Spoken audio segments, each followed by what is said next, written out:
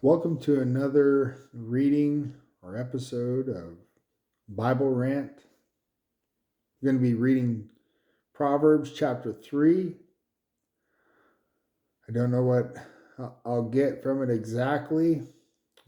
Every time I read it, it seems like I get encouraged, or I get reminded, or I get something new out of it. This will be the second time I read it today, because the first time it wasn't set up correctly. So here it is. Proverbs chapter 3.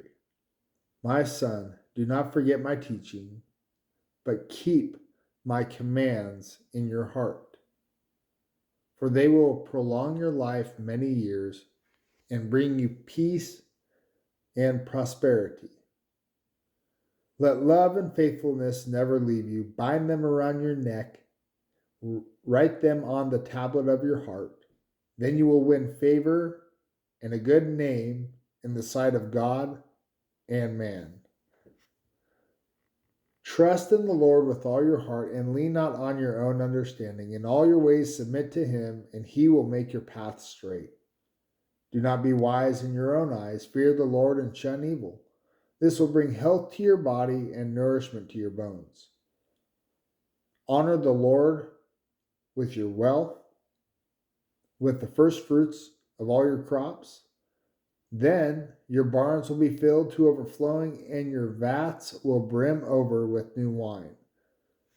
My son, do not despise the Lord's discipline and do not resent his rebuke, because the Lord disciplines those he loves as a father the son he delights in. Blessed are those who find wisdom, those who gain understanding, for she is more profitable than silver and yields better returns than gold. She is more precious than rubies. Nothing you desire can compare with her.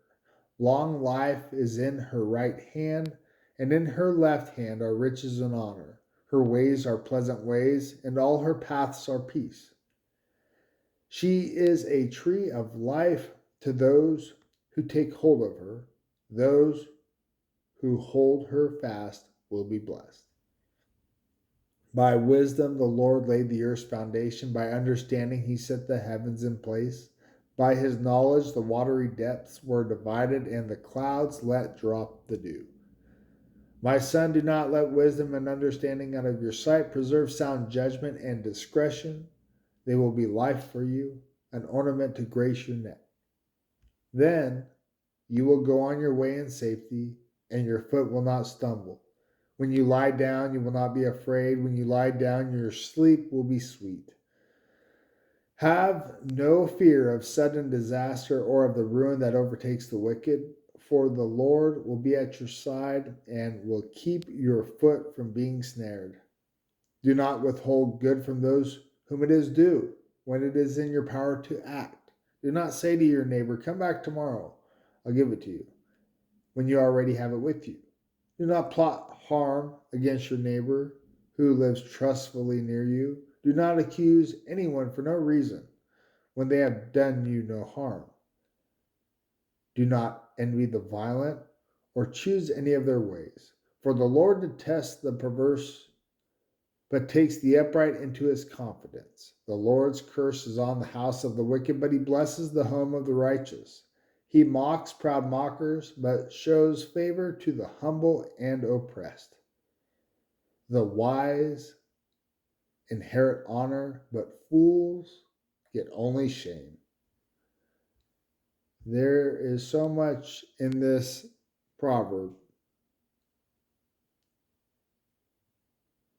from wisdom to knowledge to blessings to even some curses here. And what I mean by that is he says who he blesses, why, and what happens to those who do the opposite. Talking about honoring the Lord with your wealth, the first fruits, and he will overflow you. He will take care of you. Also, in discipline, it's because he loves you. Talks about those who have wisdom or find wisdom, how it's more profitable than silver. You get better returns than gold with wisdom.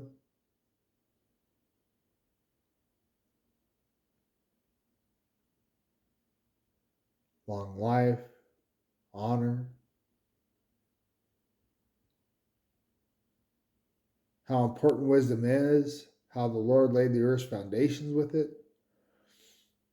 And knowledge.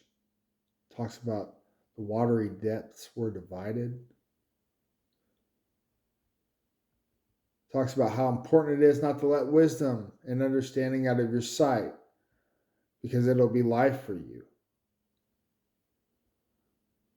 And how the benefits are you will go on your way in safety and your foot will not stumble. You will go to sleep in peace and have no fear of sudden disaster. Peaceful sleep because he is at your side. How to be not selfish and to take care of one another. Who is your neighbor? As Jesus talked about in the New Testament. I think another great one is do not envy the violent or choose their ways.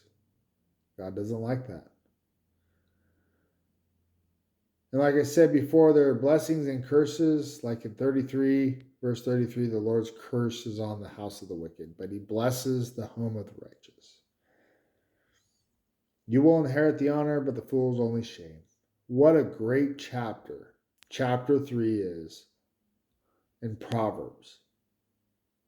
Thank you so much for listening to the reading of Proverbs chapter 3 and my rant at the end. And as always, God bless.